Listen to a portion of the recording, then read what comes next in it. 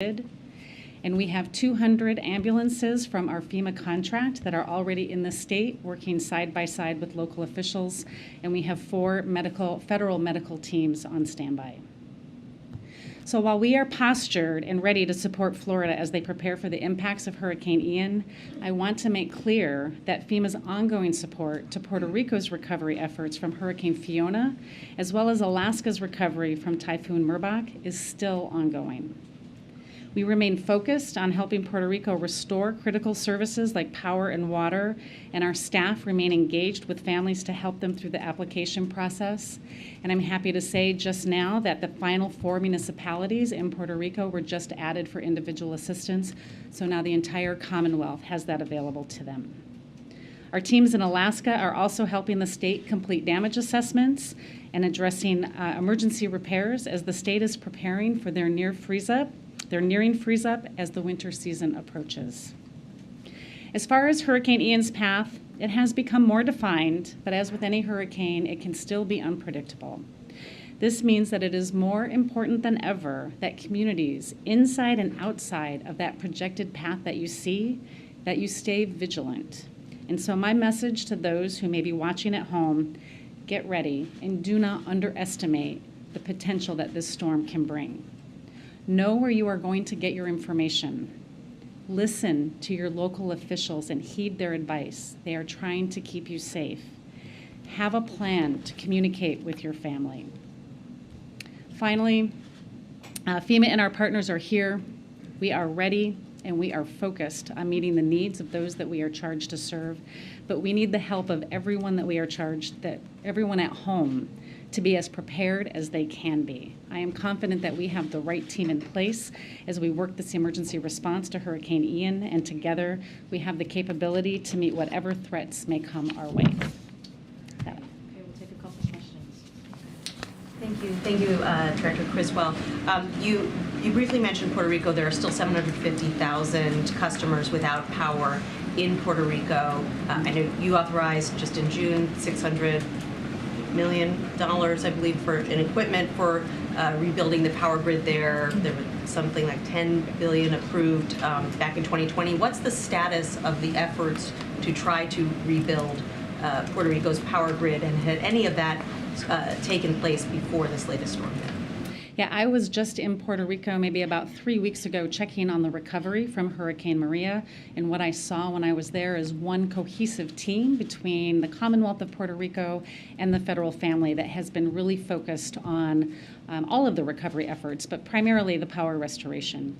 When we were there just last week checking on the impacts from Hurricane Fiona, what I saw there is they were putting power back as quickly as they could, but I think the important piece and what really stood out to me is what I saw them as they were repairing the down power poles. They were bringing back more resilient. They were putting them back with more resilient poles to withstand future impacts like we saw from Hurricane Fiona.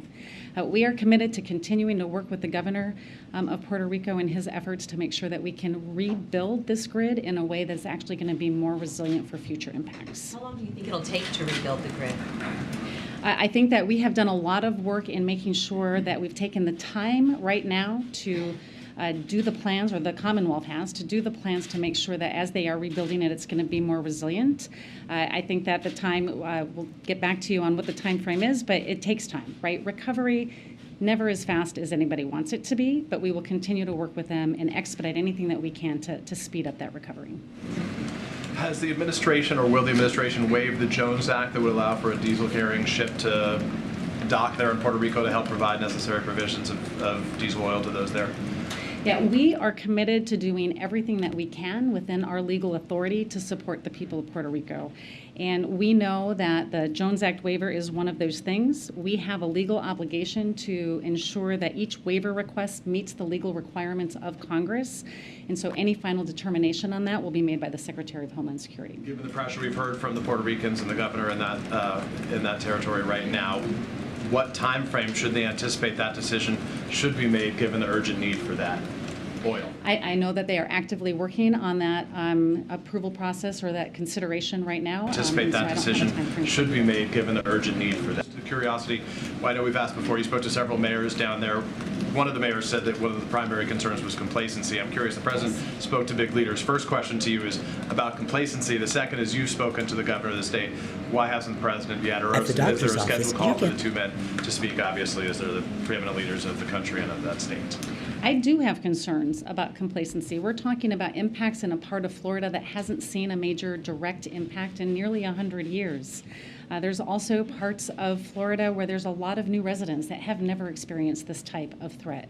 So my message to them is still take this very seriously, listen to your local officials, and those Floridians that have been through this before, help your neighbors that may have not had to go through this. Heeding the advice of your local officials is the most important.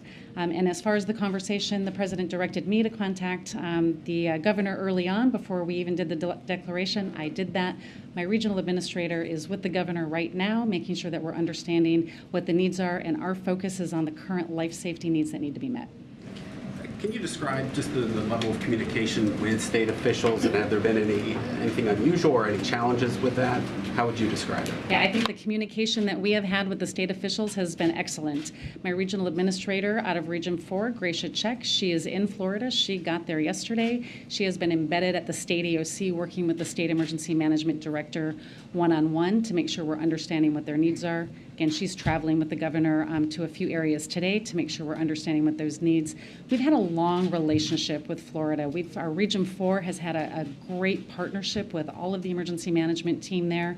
They've done a lot of work with the different municipalities and the counties, and I think the relationship is very strong. Is there anything different about this preparation compared to how FEMA normally prepares for hurricanes that approach landfall? Is there anything particular about the strength of this storm or where it's going to land that has changed how you prepare for it? I don't know if I would say it's changed how we prepare for it. I would say under this administration, the president has given me very clear direction that we are going to lean in and we are not going to wait to provide assistance. And that's exactly what we're doing for this one. That's what we have done for the previous hurricanes that we experienced last year as well. We understand that this is going to have some significant impacts, and we want to make sure that we have the right resources in place ahead of time to be able to respond immediately when it's safe to do so. Thanks. Related to Alex's last question, I mean, how has FEMA adapted its storm planning preparation or procedures to deal with increasingly rapid intensification of hurricanes? I mean, does it make it harder to respond to these? I don't know if it makes it harder to respond. I think where the difficulty comes in with this rapid intensification is the time that's available to notify the public to take the necessary action to protect themselves. What I find is that we have less time for states to give evacuation orders because of the rapid intensification of these storms.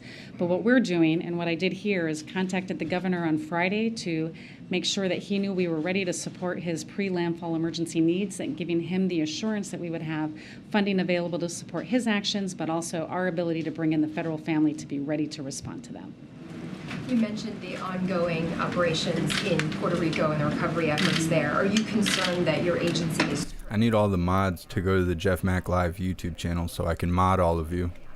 resources and staff to handle the second storm? So we do have a lot of events that are going on right now. We're still supporting the recovery in Kentucky, and we're supporting the current recovery going on in Puerto Rico.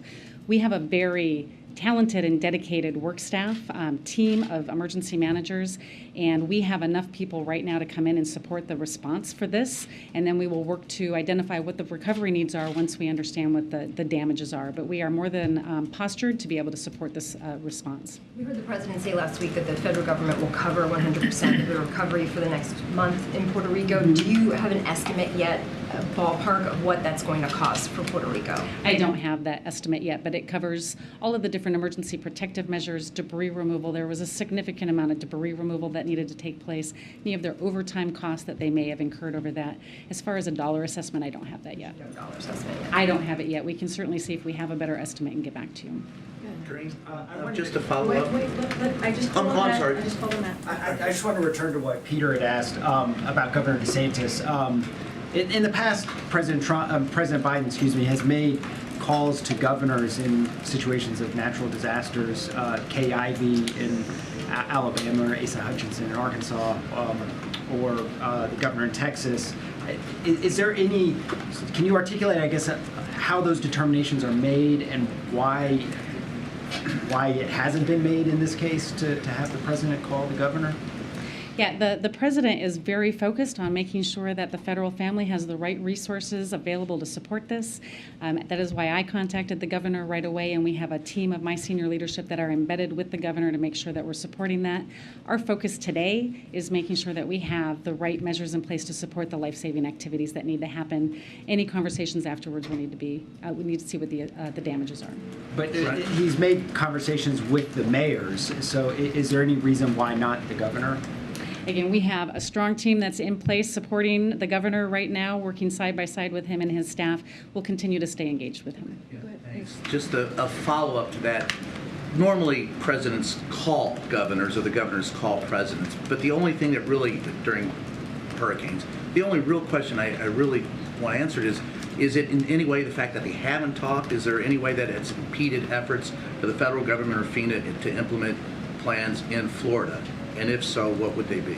No, we are very focused on what the needs of Florida is right now. We do not bring politics into our ability to respond to these disasters. We are going to support whatever Governor DeSantis asks. I love when people are at the White House, they're like, we don't bring politics into it. Within hours of him sending. You're at the castle of politics. What are you talking about? See what the impacts of this storm are. So the communication between the president and the governor has no impact on how you all operate? Zero.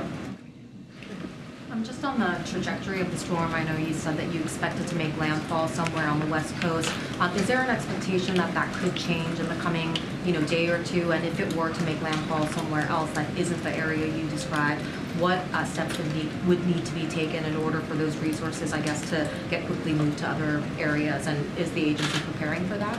Yeah, I think that's an important question, right? We have a tendency to really focus on the cone and where it's going to make landfall. But as I talked about in my remarks, we are going to see impacts across the state of Florida, whether it's inland flooding from the large amount of rain that we're going to see, tornadoes and tornado watches that we may see in the southern part of the state later today, to the storm surge and the hurricane force winds that may impact the communities near landfall. We are postured and we are moving our equipment in a place that can support all parts of Florida because we know that there are going to be impacts across the state. And just in terms of the agency's resources, FEMA has obviously been involved in working with the issue of influx of migrants across the country. Has that in any way put a strain on the agency and its resources and personnel, or do you at this moment feel like you have what you need to do that as well as natural disaster relief work? Yeah, the resources that we are providing to support the influx of the migrant flow is through a program called our Emergency Food and Shelter Program. It's a reimbursable grant program, and that's the main source of our involvement right now. When you talk about complacency, what are you concerned about? Are people refusing to heed evacuation orders? Yeah, what I worry about when I think about complacency is that if it's been a near miss in the past, they feel like they can just ride this out. I've been through this before, and I've had no issues, and so I can do it again. That's a dangerous way to think. You need to listen to your local officials because the storm surge, 10 feet, maybe in some areas higher, is going to be... I mean, I agree. That sounds like a pretty dangerous perception on survival. You need to be able to... But it's really dangerous when the White House is telling you what ideas are good ideas, what ideas are dangerous ideas. They think that that's not going to happen again. Take it seriously. Do not underestimate the potential that this storm can bring. Okay, last two. Thanks, Administrator. Thank you. So in the aftermath, the Strategic Petroleum Reserve is at the lowest level since 37 years, and you said you've set aside some gas for Florida. Is there a concern that the reserve is not high enough now to handle the aftermath of this emergency and other hurricanes that could come? I don't have any concerns at this point that we're going to have the ability to handle the fuel needs that we're going to need in Florida.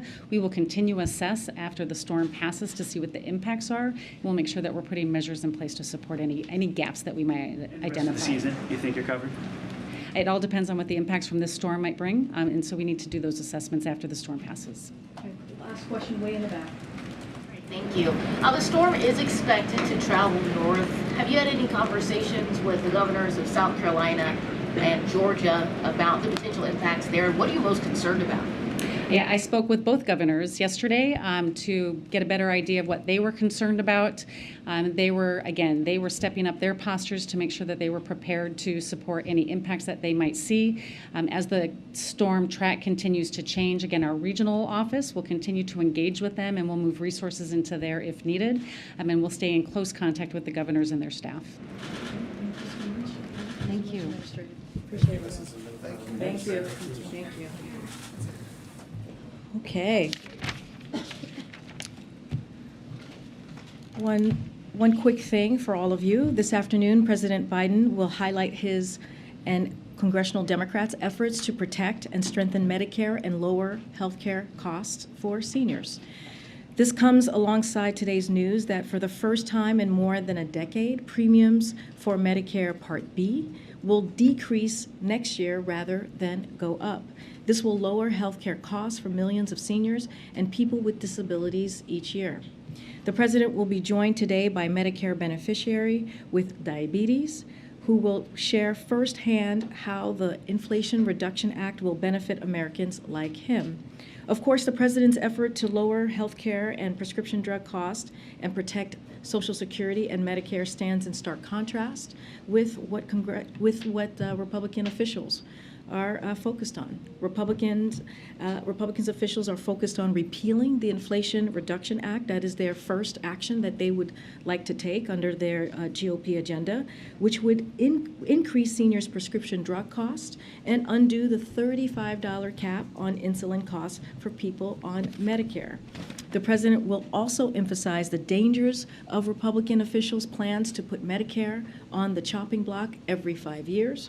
President Biden will remain focused on lowering costs for American families when it comes to health care and also across the board. With that, Josh, you want to kick us off? We don't have much time because I know some of you all have to gather in about 10 minutes or so. Thanks, Karine. Poland's prime minister said that leaks in 2 natural gas pipelines running from Russia were an act of sabotage. Does the U.S. have any evidence of sabotage? What role is it playing in this inquiry? So I'm not going to get into going to speculate on the cause of this. It's not something that we're going to do. I know our European partners are investigating this, so we stand ready to provide support to their efforts once they have completed their investigation. As you all know, these pipelines weren't pumping gas into Europe at this time. NS2 was never operational, as you guys know. NS1 has not been operational for weeks because Putin has weaponized energy, and we have said this many times before. This just drives home the importance of our efforts to work together to get alternative gas supplies to Europe and to support efforts to reduce gas consumption and accelerate true energy independence by moving to clean energy economy. Secondly, Facebook's parent company, Meta, removed more than 1,600 accounts tied to Russian disinformation. It also took down accounts tied to Chinese disinformation. Does the U.S. believe that Facebook is effectively, incredibly policing its own network? So we'll say first that that we are confident in the integrity of our elections here. The U.S. government has been the integrity. I remember when it was up to us whether or not we believed information that we heard. They didn't just prevent us from hearing it. Operations. For instance, just a few weeks ago, the U.S. exposed how Russia has spent over $300 million just trying to influence foreign politics around the world since 2014. We are seeing social media platforms take more serious steps independently on their own against coordinated, inauthentic behavior in the last few years and enforcing their terms of use. The report appears to be another example of that. Again, we have confidence in the integrity of the elections. Have the Europeans requested help in identifying how these leaks began? Don't have anything to report on what we have heard from the Europeans at this time, or anything to preview. You've made numerous efforts to get more natural gas to Europe as they face winter. How are those efforts going? Well, those conversations are ongoing. We've laid out some of the previous conversations that have happened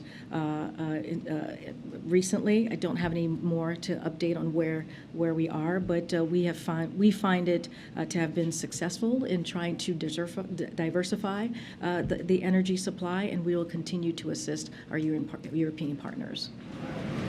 Just on the Puerto Rico Jones Act question that was asked before, does the president himself currently have a thought on whether a waiver could be issued for this specific situation?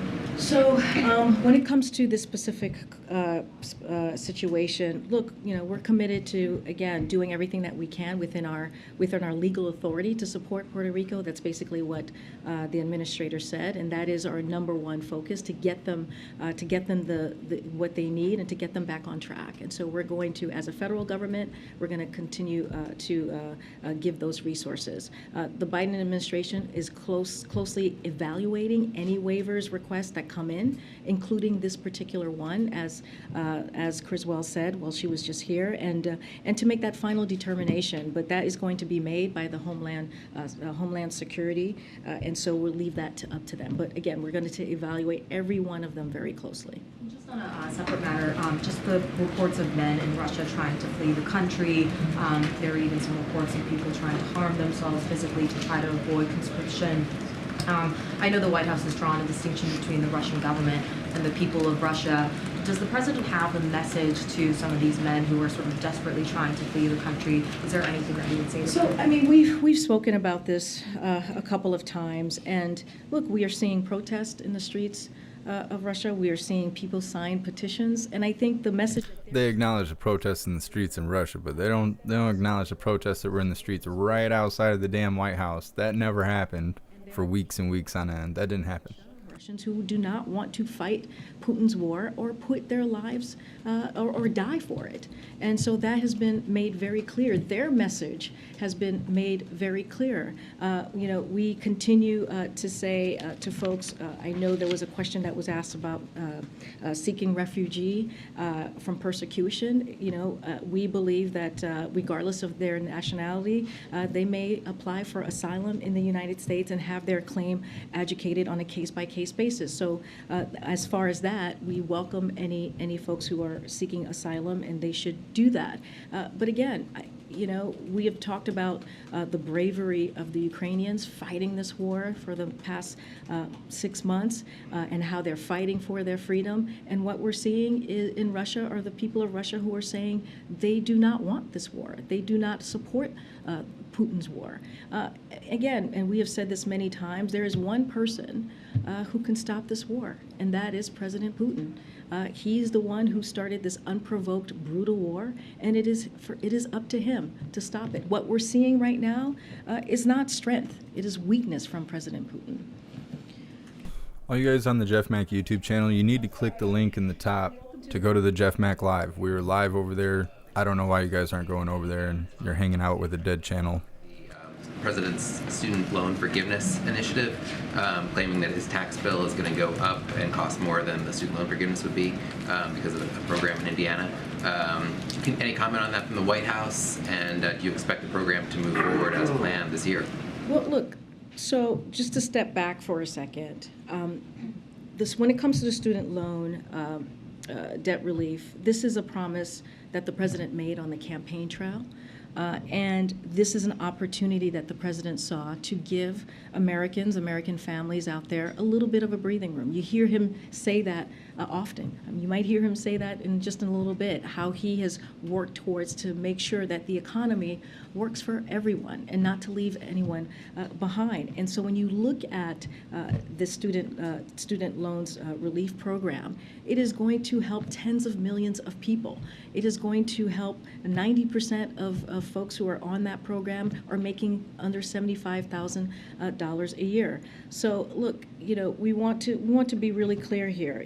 Opponents of the Biden-Harris administration student loan plan are trying to stop it because they know it will provide much needed, again, relief for working families. Anyone who does not want to give that debt relief can choose to opt out. It's something that they are able to do. But again, the Department of Education website will provide more detail, as you're asking if it's going to move forward, on information about how the program will work before it launches. But the bottom line is this: no one who does not want debt relief will have to get that debt relief. So folks have an option to opt out. But again, this is going to help tens of millions of Americans who now are going to be able to put money down to maybe buy a house or to start a family, and that matters. Thanks, Green. How heavily are labor union support for the Jones Act weighing on the administration as it decides whether to grant a waiver for ships around Puerto Look, Rico? this is a legal authority that we are following. We're going to evaluate each case. And so, again, this is what we're going to lead with is not what, from what others may be asking, is what we can do from our point of view and from the way that we are able to do, again, in a legal way. On the Medicare announcement, the cost is actually, the premium cost last year went up because of the federal government's plan to purchase this Alzheimer's drug that turned out to be not quite as effective as people thought. Now premiums are pretty much going back down to where they were before that. So isn't this just getting things back to where they were and not truly lowering premium costs? We see this as a win for the American people when they're going to get about $60 a year back into their pocket. That's important, and so I think that's how we see this. And as you couple that with what the president has been wanting to do and trying to do and has done with the Inflation Reduction Act, continuing to lower costs. And if you look at the Inflation Reduction Act, it is right now the number one piece of legislation that's clearly law that is dealing with an issue that the Americans are feeling every day, which is trying to figure out how we lower costs. We're going to hear from the president speak in just a few minutes. And so, look, we think it's important that Americans are going to get that money back in their pocket, and we think it's important that Americans are now going to be able to, that Medicare is going to be able to negotiate, and we can cap that cost per year for seniors at $2,000. That's why Democrats and only Democrats voted for this piece of legislation, and we feel like we're going to continue to do the work to lower costs for Americans, but that's really important, and I think it's going to make a difference in Americans' lives. We'll go real fast. Okay, before whoever needs to go. Oh, that's including you, Josh. Bye. Quick question, Corinne. Okay. Let me guess what's about. Election is coming up this Sunday in Brazil. Yes. So I know that Democrats in Congress are pushing for the White House to recognize the result immediately, within minutes after it is confirmed or announced. Is the White House planning to do this immediately? And is the White House concerned the result could be contested? So as you know, we're going to be monitoring these elections as we have many elections that have happened. Oh, are you? A couple of weeks, in particular in Brazil. We're going to monitor them closely and have the trust in the strength of the Brazil's democratic institution. So we have seen recent reports of violence, and although the right to protest is fundamental in any democracy, the United States condemns any violence and urges Brazilians to make their voices heard in a peaceful manner. We believe that is important in this in this upcoming election. As a partner democracy in Brazil, we will continue to follow the elections with the full expectation that they will be conducted in a free, fair, transparent, and credible manner, with all relevant institutions operating in accordance with the constitutional rule. Again, we will be monitoring this. Is the White House going to recognize the result immediately? Again, I'm not going to get ahead of any results at this time, but like I said, we will be monitoring the upcoming elections in Brazil, and I'll leave it there. Okay. Thank you. Thanks so much. The CR doesn't have any funding that the White House requested on COVID or monkeypox. Have you? What's up, Primetime Patriot? Welcome to the live. Is there another route for those funds, or is it time to Look at them skedaddling. without that kind of funding? So, look, our near-term priority is keeping the government open. We've been very clear about that to ensure that vital services to the American people continue uninterrupted. And we know that the shutdowns are incredibly disruptive and costly. There's still time for Congress to pass a short-term funding bill by this Friday's deadline, and we are confident they will do so. Look, so as you know, you've heard us say this for many months, that we've been very clear since early 2022 about our COVID funding needs, and have warned that without congressional action, we were going to be forced to make difficult trade-offs, as we heard from me recently about the testing, and be unable to take action that Republicans and Democrats support to have the United States lead the effort on the next generation of vaccine, the next generation of treatments. And that is exactly what has happened. And so we're not going to give up. We're going to continue every day that we ensure secure funding. We need to protect and build on the progress we have made. So we're going to continue that process. On another topic, can you give an update on what is the president's message going to be to leaders of the Pacific Island Summit, particularly as it... It's going to sound a little bit like... So just to with some stuttering. preview, as we announced earlier this month, President Biden will host the first ever U.S. Pacific Island County Summit, which will be held here in Washington, D.C., as you just noted, this Wednesday, tomorrow, and Thursday. On Thursday, President Biden will discuss with Pacific leaders our broadening and deepened cooperation on key issues such as climate change, pandemic and economic recovery, maritime security, environmental protection, and advancing a free and open Indo-Pacific. The President will then also welcome the Pacific Island leaders to the White House, where they will take a family photo and join a dinner hosted by the President. The summit will demonstrate the United States' deep and enduring partnership. This is how we see this as we, are you asking me about our message? A partnership with the Pacific Island continues, and the Pacific region that is underpinned by shared history, values, and people-to-people ties. And, you know, we'll have more to share on that soon. But again, this is just showing our partnership with the region. As you have seen, the last 19 months, the President has had many conversations with world leaders. This is something that he feels is very important, that leader-to-leader conversation, and that's what you're going to see with the summit as well. Sometimes I can't help it. Does the White House plan to nominate someone for the IDB to replace the Trump official who was voted off yesterday? And kind of in that vein, has the White House been in touch with other shareholders of the World Bank to kind of take their temperature about David Malpass's remarks? So we don't have anything to preview on any personnel announcement at this time.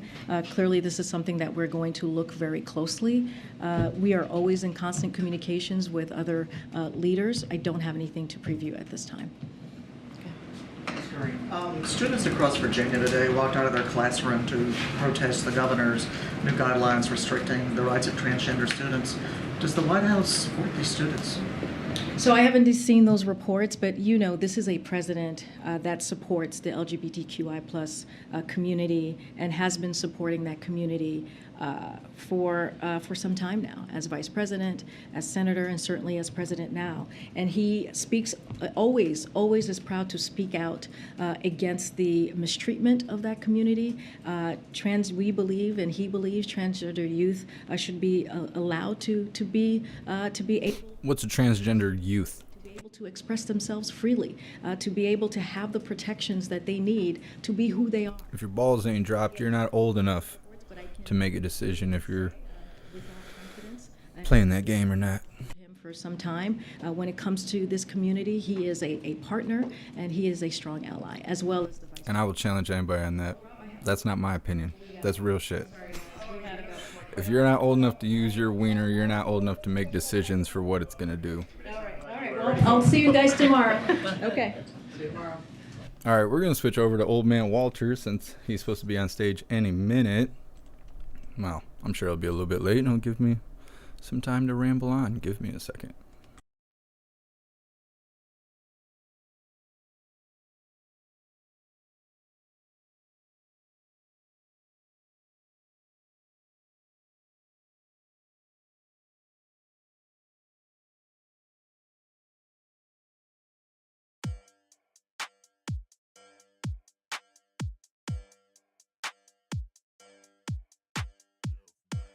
All right, hooligans. So we're just waiting on Old Man Walter. It's a little bit choppy at the beginning here. One, I started a little bit late. I have stayed up till damn near sunlight for a long time now, it feels like, because I stay up all night coding the new website that is going to be our new home. We have a point system program. You can cash the points in for like cool prizes. We have a subscription program where you're going to have custom badges that I make from scratch. We have our own community that's sort of like Discord or Guilded. All of it's protected and encrypted. It has a paid entry plan, so we won't have trolls or anything. Everybody who's there is an actual dedicated hooligan. And there's no one there to knock us off. We'll be there all on our own. Nobody's there to censor us or anything, so I'm working really hard. Right now, the hardest thing to build is the live chat. I'm trying to build my own live streaming platform. It's not as easy as it sounds, let me tell you, but I'm trying really hard, really dedicated. I feel like a crackhead over here, just addicted to writing code. I even tried to hire someone yesterday to help me write the code so we can get it done even faster. I am totally, absolutely committed to providing an actual home for us. I'm so tired of joining platforms and dealing with their community guidelines and getting in trouble for stuff that you shouldn't be getting in trouble for and all this crap. A lot of people don't want to be on the new JeffMAC Live YouTube because they don't have their badges and stuff. And I understand that, but the regular JeffMAC channel is gonna go down, and a lot of people are warning me that they might take the new one down too. And all I know is that sounds like a whole bunch of problems I don't want. So I'm trying really hard to get this website up, and it's a pain in the ass, but it's gonna happen. It's gonna happen. So eventually we won't have to watch on YouTube. We won't have to pay attention to any of these other platforms that have all their bullshit. We'll have our own place to be, and it will all be in one. You'll be able to have your badges. You'll be able to be in a community kind of like Gilded and stuff, and you'll be able to watch the live and chat right there. You won't have to leave. You won't have to bounce between platforms. You won't have to do all this other stuff. It will all be in one place, and it will be exclusively for us. And I'm trying really hard to make that happen. Grey Wolf, you didn't miss it. Well, you did miss the press briefing, but Old Man Walter's about to speak, so I'm just kind of filling the time for that. Jason, I'm on Rumble. I am actually live streaming to 12 different platforms right now for the first time. 2 days, actually. Yesterday was the first time, today is the second time. I upgraded my system. We are reaching more people than ever before. It's a little choppy. It's different to set it up, which is why I was a little bit late today, on top of only sleeping 5 hours in the last 2 days. The system is a little bit janky. So the JeffMAC Live channel didn't go live until 15 minutes into the press briefing and little stuff like that. But we're actually live on my website right now. It's just no one can access it.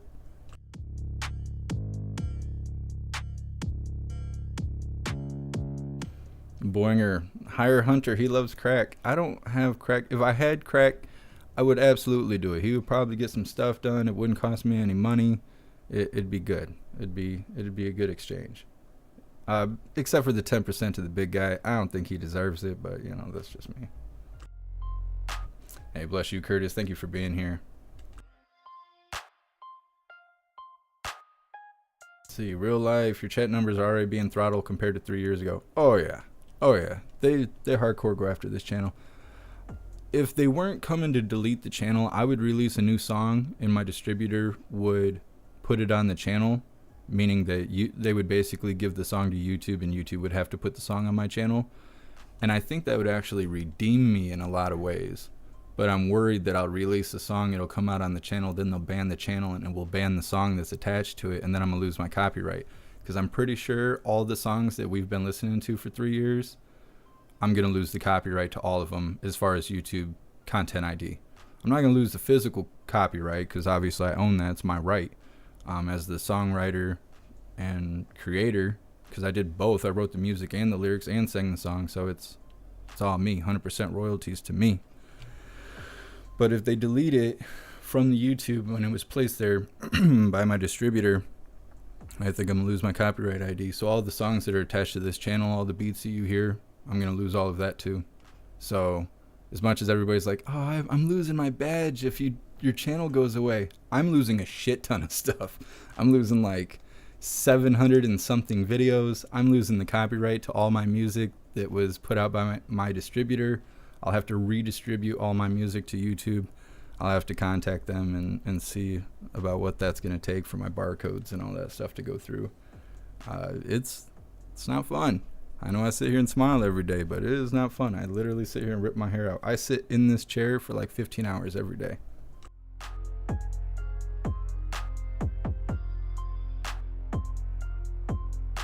Yeah, I appreciate you, Adriana. Real assistant, yeah, JeffMAC Truth Party. Yeah, I will have the ability to stream to the I don't know what I was saying, the live website specifically. So I think what we'll end up doing is kind of a special thank you to all the hooligans that join the website when it's available. We'll have live streams that will be exclusively for the website. So all the official hooligans on the website will be able to watch live streams that you will not be able to see anywhere else. I don't know what all that's going to be, but I know that it's coming. And somebody reached out to me about advertisement on the website. I am going to do that. I have not figured out what prices and stuff is going to be. But for those of you that own businesses and you're struggling and you're trying to run ads and your ads aren't working because you're not a marketing manager, you're a person that has a special skill or provides a service or product to the public that is actually worthwhile, I will be providing real estate for people to put their ads, logos, links and stuff. And I was thinking about it, it's actually better than the radio. Because on the radio, they just say your tag 3 times a day, randomly throughout the 24-hour period, every day of the week, and it starts at like $400 a week for that real estate. I don't plan on charging that much, not unless we get Alex Jones big. But I'd be willing to help people out, especially hooligans and stuff, make sure their business stays floating, or at least as much help as I can provide. So all of you business owners out there, just know I'm trying to look out for you guys too. I gotta get back to the person that wrote me. So if you're listening to me, I will get back to you. I've just been trying to think it over.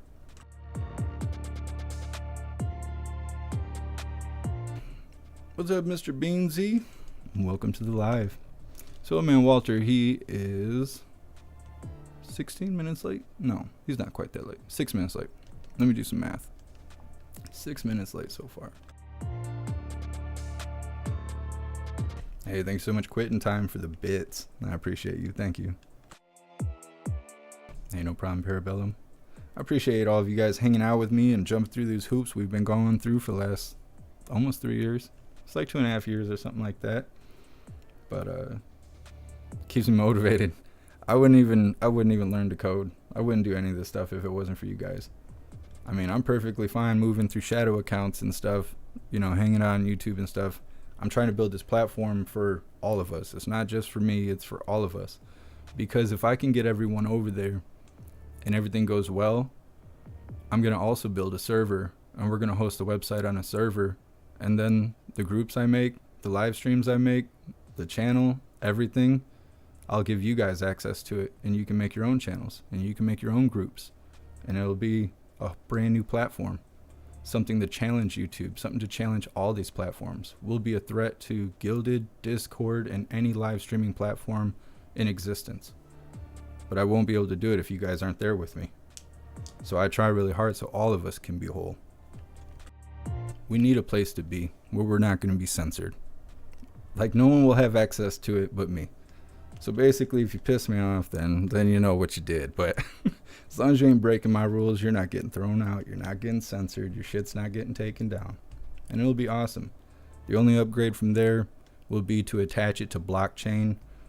And then everybody can make cryptocurrency from being a part of it. But I'm not smart enough to do that yet. We're talking way in the future. One step at a time. Yeah, Sam, I'm thinking so. I'm thinking we need a place of our own.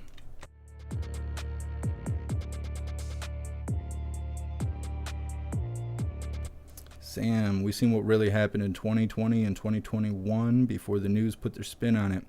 Yeah, I'm glad I was able to pull all those videos. I sat here for 10 days, I think, almost all day, downloading every video from YouTube to make sure that I got all the riot footage and stuff.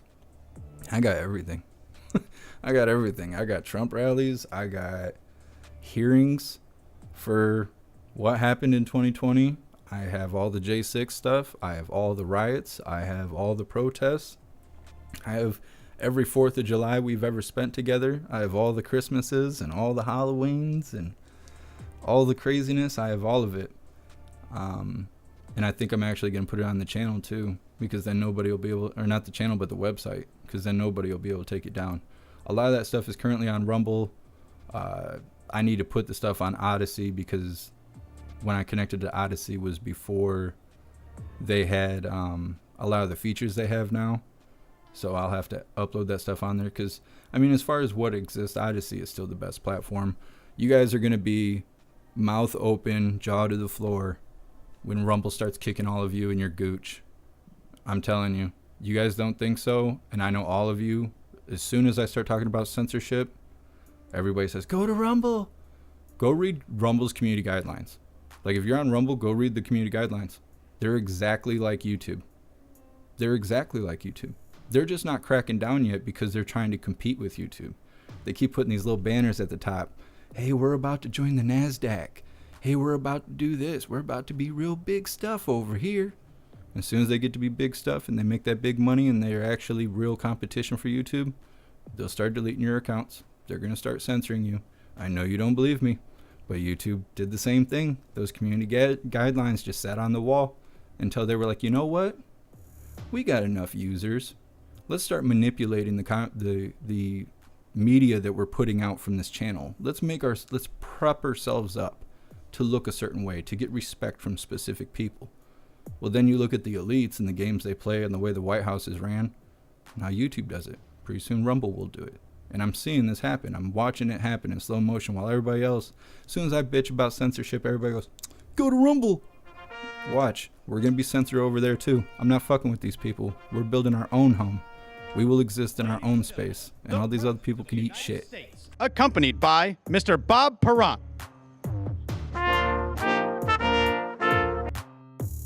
They should have played funeral music. At first, I thought he was going to say Bob Barker. I was like, Bob Barker's coming out with Old Man Walter? I thought he kicked the bucket.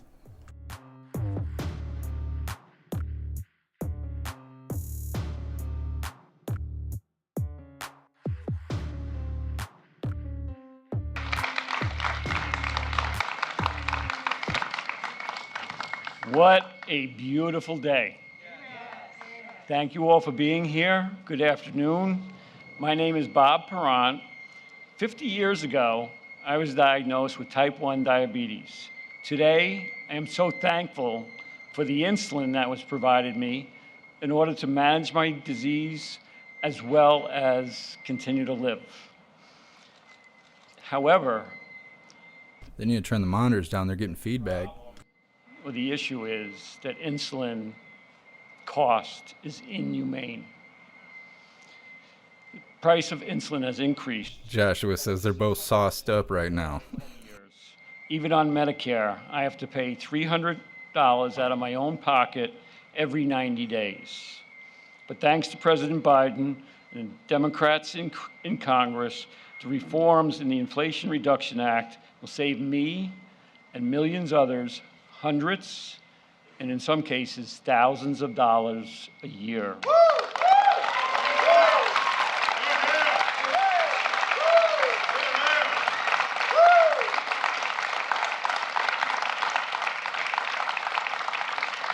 To me, that's sleep insurance, because I can go to bed at night knowing that my out-of-pocket costs for all that I have. I'd show you my sleep insurance, but I can't show guns on the live. And predictable, and that's very key. The Inflation Reduction Act is historic, lowering prescription drug prices through Medicare negotiation. Thank you. Cracking down on drug corporation price gouging by requiring manufacturers that increase prices faster than the rate of inflation will need to pay back Medicare.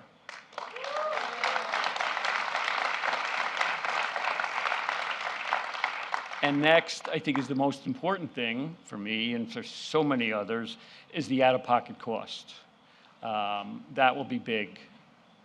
For me, the Inflation Reduction Act will allow me to do things I cherish, be able to travel to see my grandkids, and also worry less about depleting my retirement savings. For others, lower drug costs will be the difference between life and death. and that does happen. This is why today I am honored, very honored, to introduce a man who stood up to Big Pharma.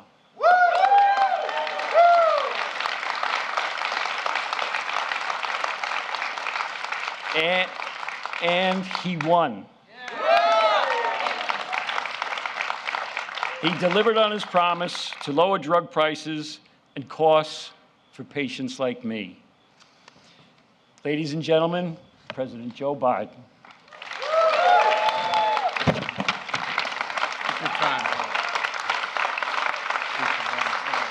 Great job. Great job.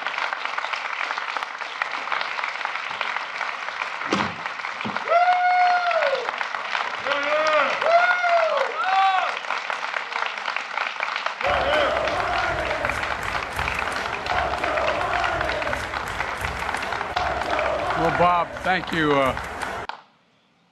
Thank you very much. Eat shit. Bob didn't tell you. Why do they always give old man Walter his own microphone? Like they're not attached to the podium. A fighter was he had 2 daughters-in-law and a son who went to the University of Delaware. Well, look, folks, a lot of us, and I look around the room here from Joe Crowley. That's the fake Biden. We've been waiting for this day for a long time. A long, long time. It's going to take a little while for some of this to kick in, but it's locked in. It's locked in. And I want to thank everyone who's here, including my secretaries and my cabinet members, and for have relentlessly worked to protect Medicare. But before turning the topic I want to discuss today, I hope you'll indulge me. I want to talk a little bit about the crisis people are facing in Florida right now. Hurricane Ian made landfall in Cuba this morning as a Category 3 storm. Florida is now preparing for the hurricane to make landfall. Forecasts can change, but for now, the experts say this could be a very severe hurricane, life-threatening and devastating in its impact.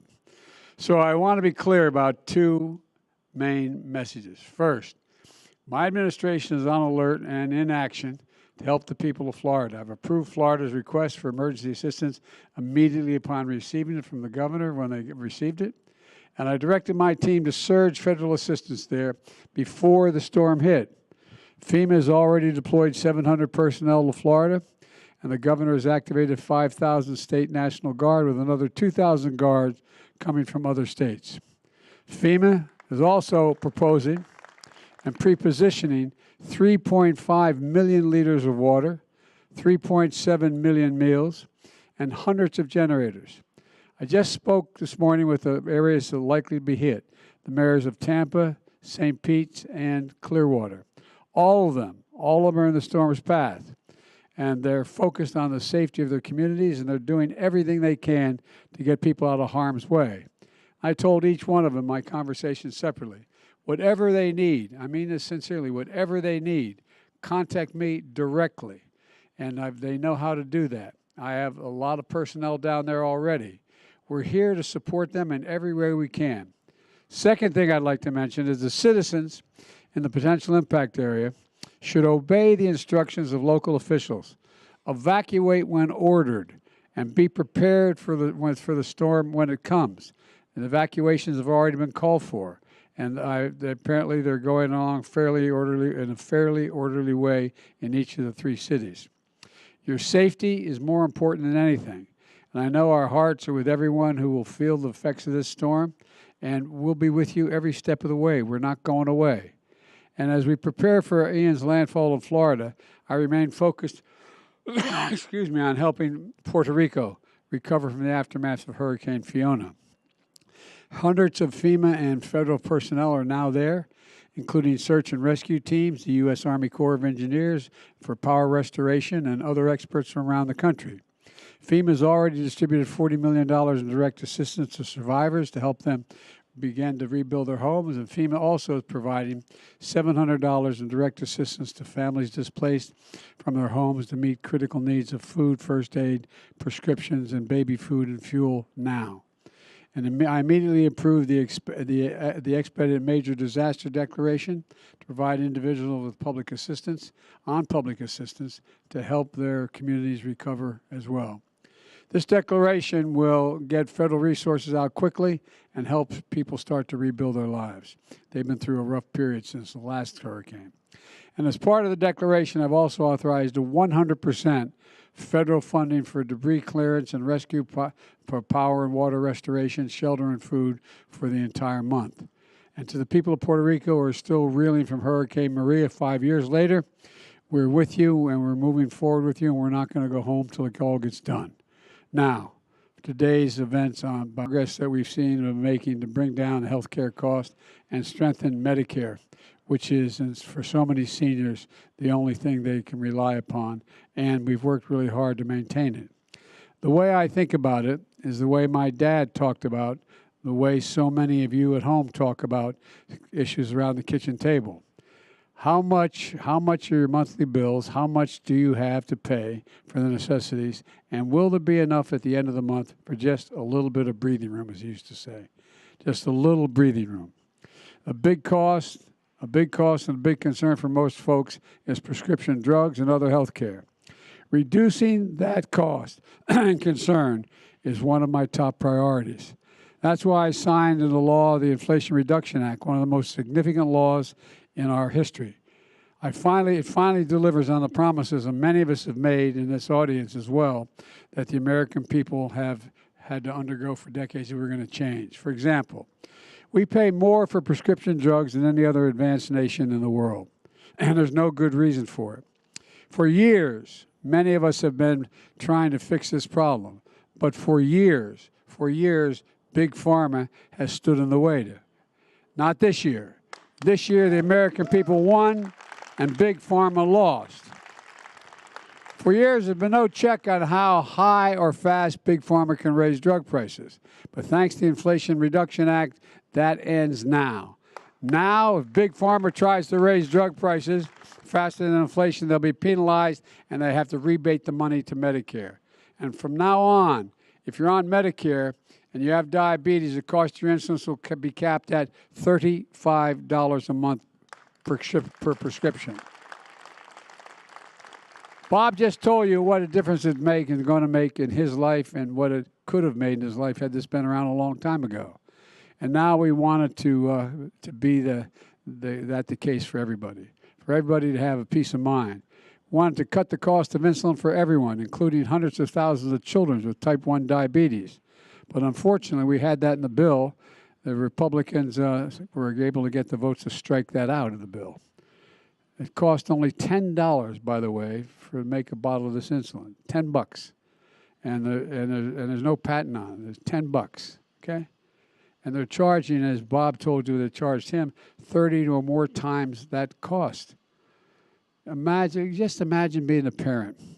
Imagine being the parent of a kid suffering from type 1 diabetes, knowing you didn't have the money, let's say you're paying $500, $600, $700 a month, and you don't have it. How in God's name, not a joke, how in God's name do you look at that child, knowing you can't afford it, you don't have the insurance, you have no way of getting it? How do you undergo that? My dad would say it not only deprives that child of a healthy existence, but it deprives a parent of their dignity. Their dignity. You know, well, just imagine if we're able to provide this for everyone in America at $35 a shot. Look. Are we worried about people's dignity? Like when we were doing the compliance cloth game, forcing people to get the jabby jab? This for children as well as families, for everybody, whether they're on Medicare or not. Look,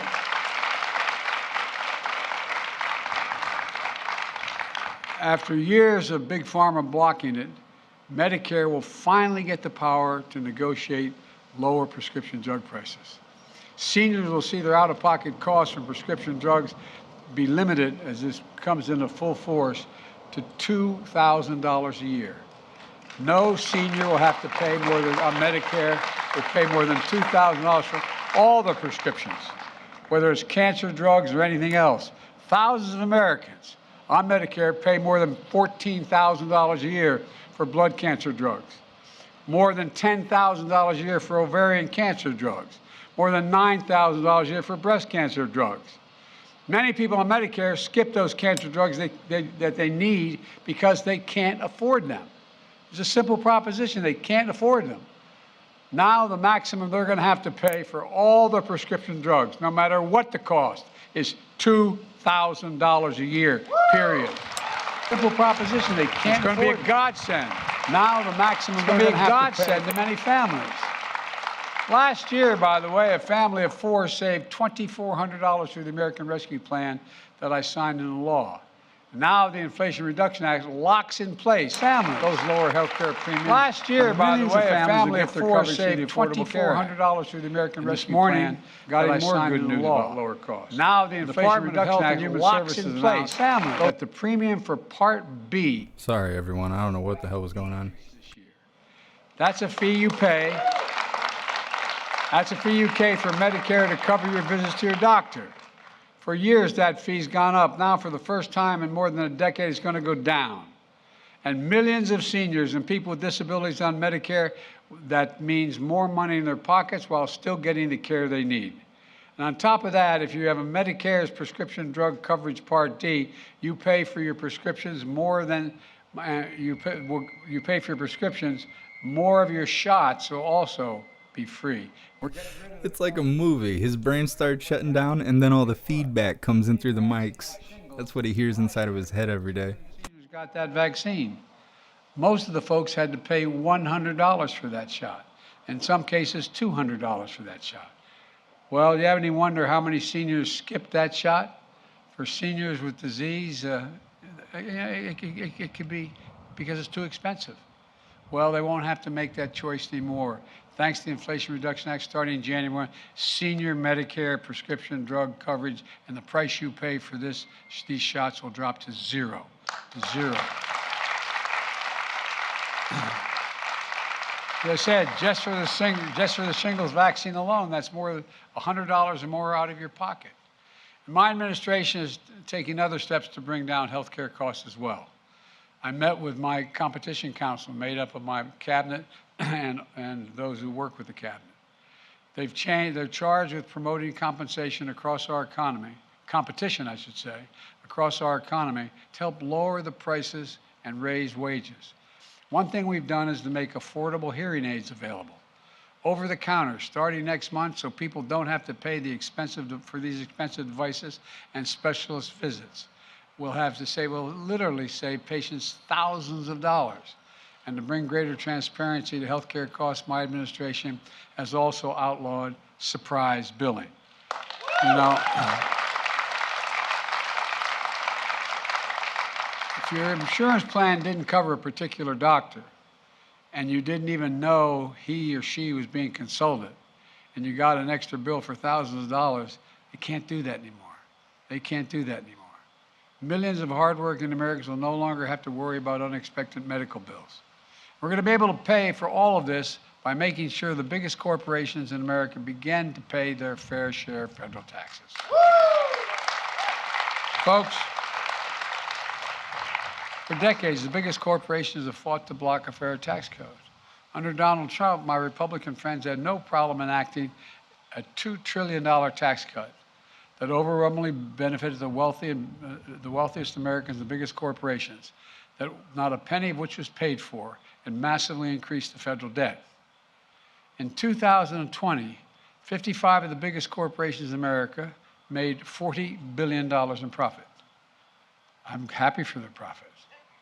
But they didn't pay a single penny in federal income tax on $40 billion in taxes. But this year, even though some of the biggest corporations in America flooded Capitol Hill with lobbyists and money, they lost and we won.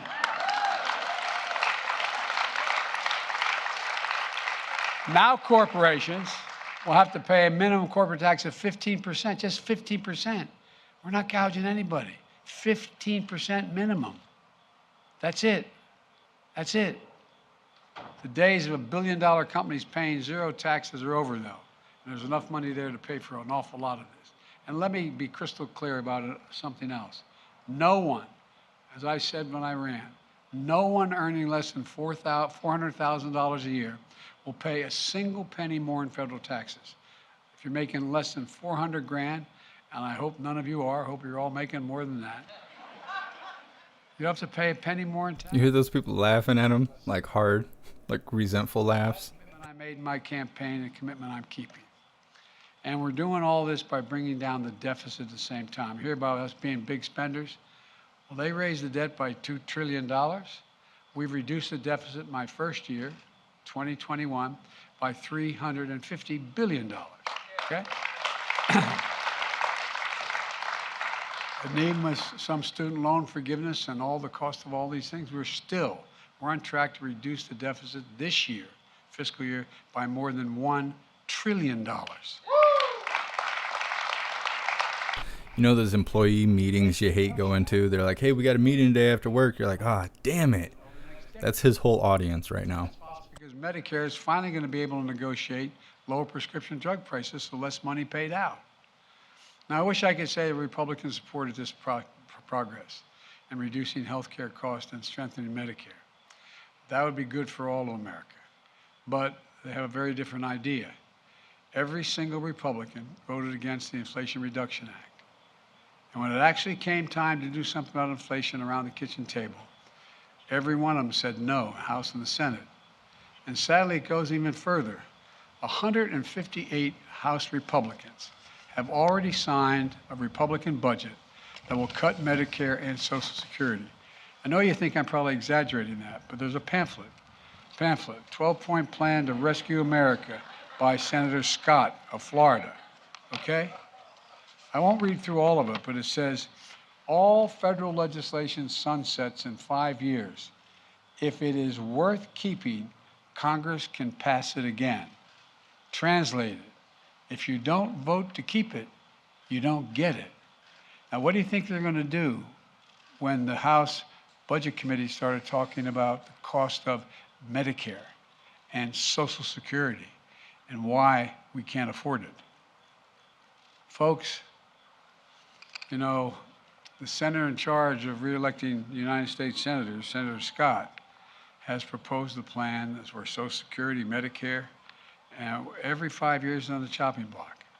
It means every 5 years you either cut it, reduce it, or completely eliminate it. Social Security, Medicare. You know, you've been paying into Social Security since the first job as a teenager and you get your paycheck. And by the way, then there's Senator Ron Johnson of Wisconsin.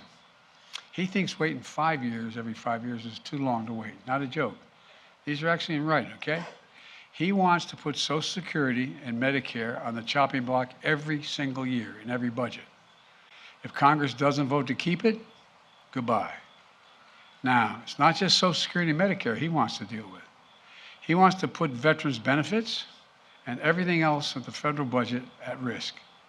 He's the same person who said that if Republicans gain control of Congress, they should once again try to repeal the Affordable Care Act, which, by the way, is the only reason why millions of people with pre-existing conditions are able to get health care, is the Affordable Care Act, literally, not figuratively, literally. Then last week, Republican leader of the House unveiled what he called the Commitment to America. God bless America. It's a thin set of policy goals with little or no detail that Republicans say they'll pursue if they regain control of the Congress. In the course of nearly an hour, here are a few of the things that we didn't hear. We didn't hear the words Medicare or Social Security. And he said for the first time they'll get what the first thing they're going to do is repeal the Inflation Reduction Act. Well, guess what? All those things I mentioned we're going to do, they get rid of all of them with the repeal. I have a different idea. I'll protect those programs.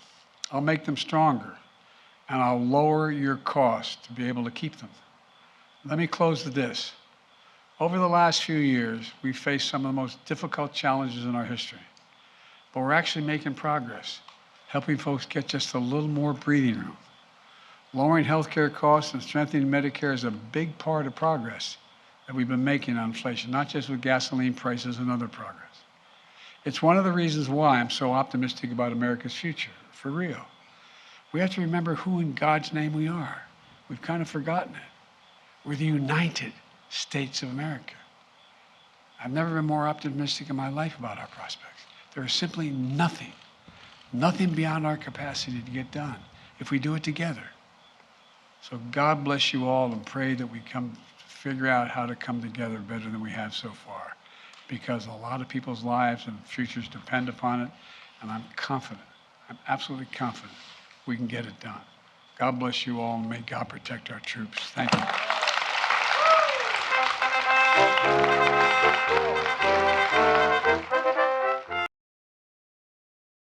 I hope he's going to sniff some children.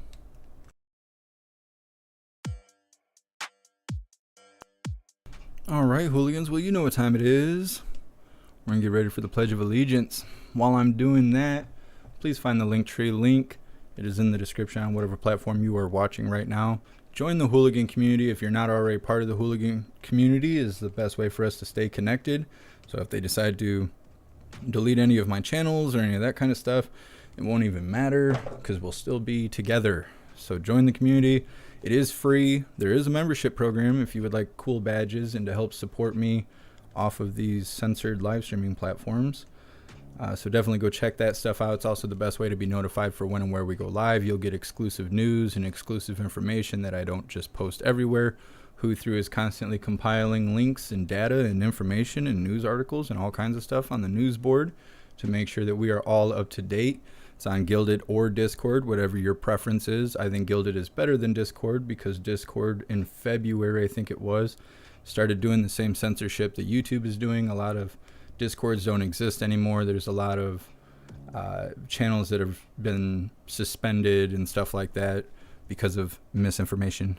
So it's your choice, whichever you prefer. I think Gilded is better, but I think that joining the community is very, very worthwhile, because if anything, the first people who have access to the website I'm building is most likely going to be the people in the community, because they've already shown that they're dedicated and they're with it. They're with the shits. So I think that's how it's going to go. Definitely join the community. Is worthwhile. Also, give a free speech live streaming platform a try. Go to Odyssey or Rumble. I think Odyssey is the best, but a lot of people like Rumble because they go and watch Salty Cracker and Loud Crowder and all those people over there. But try Rumble or Odyssey. All of that stuff is on the Linktree. If you'd like to go check out some Hooligan merch, like the shirt that I'm wearing or the long list of designs that I make all the time, they're all listed. Also stickers. We have lots of stickers on there, which is really interesting. A lot of people ask for stickers. I sat here for like 6 hours one day and made a whole shit ton of stickers, and I think we've sold 2 of them. But we have cool stickers just like this. This sits here, and I look at it every day like a proud papa. Love it. And then I got these. If you guys would like a signed JeffMAC sticker, I'll sign the front of it with a special Sharpie. All you gotta do is send me an email. Let me know you're requesting a sticker. I'll give you the information to send me a empty blank envelope or self-addressed envelope or whatever, and I will sign some stickers and send them out to you. I have maybe 100 left. I had like 300 left, but we did this, I think, near Christmas, or maybe it was near my birthday, and I sent out a bunch of stickers. So if you guys would like to check that out, definitely get a hold of me through email, Gilded, Discord. You know how to get a hold of me. Get a hold of me. Derek, what part of Michigan are you out of? I'm in West Michigan, north of Muskegon, south of Traverse City. Let's put it like that. I'm in West Michigan, right on the beach. I can't quite hear the water from where I'm sitting, but I'm near the beach. Anyways, let me read through the chat really quick. Oh, also, everybody needs to go to the JeffMAC Live YouTube channel and connect with that. The regular JeffMAC YouTube channel, it's any day. We're just not going to be here anymore. The channel's just going to be gone. So join the other one. If you're really about it, just definitely go to Odyssey or Rumble and join the community and not even worry about YouTube anymore, because they can eat shit. But it's your choice. If you're going to stick around, I'm telling you, don't just be stuck to the JeffMAC channel, because it's going to be gone and we're going to be disconnected. And you're going to be like, oh, that JeffMAC kid, he fucking quit. He's a loser. And really, it's going to be your fault. It's not going to be mine. Anyways, big shout out to everyone that made donations, joined the membership program, or purchased any merch. I appreciate all of you. And I would not be able to do this without you. So let's get ready for the pledge, and we're going to wrap this up.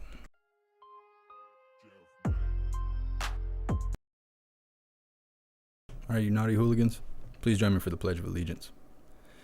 I pledge allegiance to the flag of the United States of America and to the republic for which it stands, one nation, under God, indivisible, with liberty and justice for all.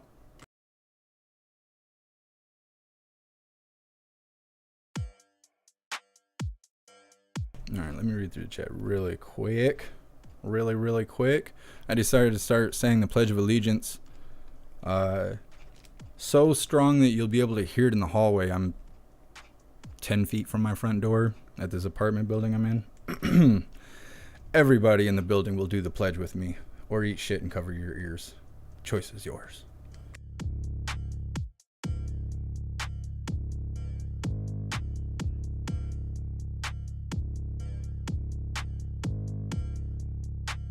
Hey, I appreciate you, Adriana. Thanks for being here, native New Yorker.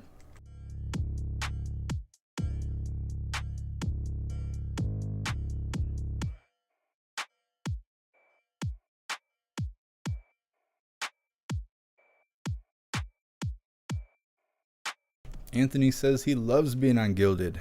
You guys should go check it out. If you're not a part of it, definitely join the community. All right, that looks like it's it. I'm not seeing anything in the chat. That is all I have on the schedule, I believe. We'll take a gander really quick here. Yep, that's it. That's all I had on the schedule. Maybe something will happen later. I don't know. Maybe if something really cool happens, maybe we'll do a watch party or something. I don't know. Be a part of the community if you want to be notified for if something like that happens. Otherwise, I'll see you hooligans tomorrow for some more lying and crime from the White House and anything else we can get into. That's what she said. Till then, stand tall, shine bright, and that's a wrap.